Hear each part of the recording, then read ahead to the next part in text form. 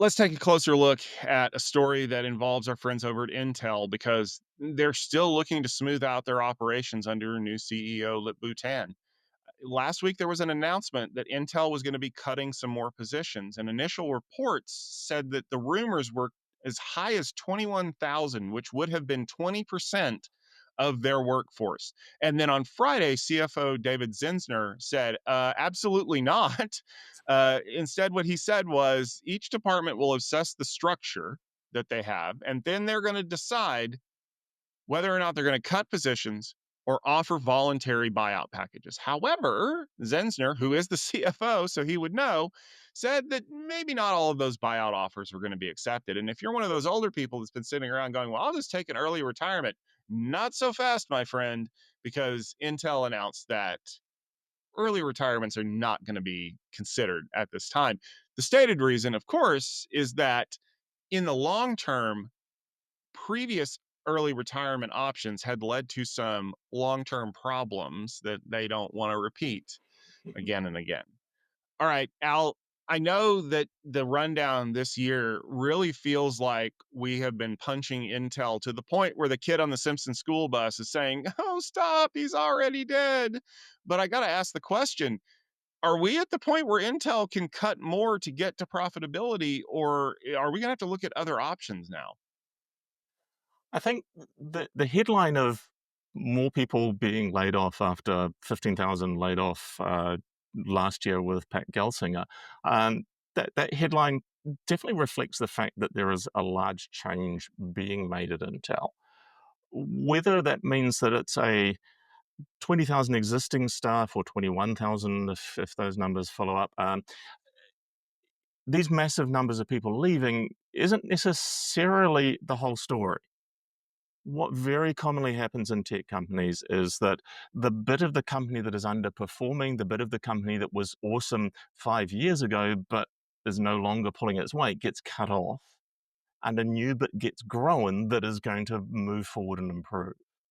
So I do think there's a little element where Lip Bhutan's plan, he says, I will make it perfect when he speaks of Intel.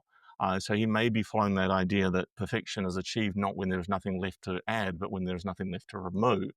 Um, Not sure that that gets us to the forward space. Hopefully, alongside these eliminations of parts of the business that have been underperforming and that are yesterday's Intel, hopefully there's a growth in tomorrow's Intel because Lip Bhutan's there to make a recovery, to make a turnaround, to make Intel perfect. And you can't do that by continually cutting away. You will certainly reduce your burn rate on money, but then doesn't increase your income. You've got to increase your top line. You've got to produce new products that are competitive in the market, that are demanded in the market, and that are taking on the people who have been eating your lunch recently, specifically NVIDIA and increasingly AMD. You've got to get ahead of these people and build new products. Tom, do you see Intel building new products, adding more replacement people for some of these? I don't right now, and that's part of the problem. You mentioned, Lit Bhutan says I'm going to make it perfect, and yeah, when there's nothing left to remove, it could be perfect. I mean, I think of the old story of the Zenith CEO used to walk down the assembly line and he'd yank a piece off, and then when it didn't break the TV, he'd say, "Well, you didn't need that piece." And when you yank off enough pieces that finally you break something, oh look, we found a part we needed. But that's not a strategy for, I don't know, survival? Like, here's the thing. Intel is finding itself in a very hard spot because their plans to become more profitable or at least stop the slide require people to do things, like you said, but you don't know who that's going to be. And that's the weird thing about this. They've already said that they're going to have every organization go through and figure out who needs to go and who needs to stay. That sounds to me like it's gonna be asymmetric. They're not just gonna go in and they're gonna go like you and 20 people over here, and I guess 20 more people over here. Some of these organizations are gonna get hit hard, and they're gonna make sure that the people who are left behind in the areas that they think are going to be their growth areas are not gonna be allowed to take an early buyout, and they're not gonna be able to take an early retirement So basically, you guys are going to be here because we need you. And I wish they would do a much better job of communicating that up front, because that to me is where Litbutan's leadership really is needed right now. Here are the things we are going to do well. And whatever they are, you're going to have to double down on those, right? Because I remember recording rundown episodes late last year saying, Intel Gaudi can't miss. Like if they want to get on the AI bandwagon, their GPUs can't miss, and they got to do this and they got to do that. And here we are, less than a year later, going new CEO, cutting people left and right. They need to succeed at what? That's the question that I think that Intel has to answer right now. What? Are you going to be a fab facility? Are you going to build out that Ohio fab and these Arizona fabs, like in the story we talked about, where you're going to be coming into competition with TSMC? Are you going to try to become the homegrown, tariff proof company?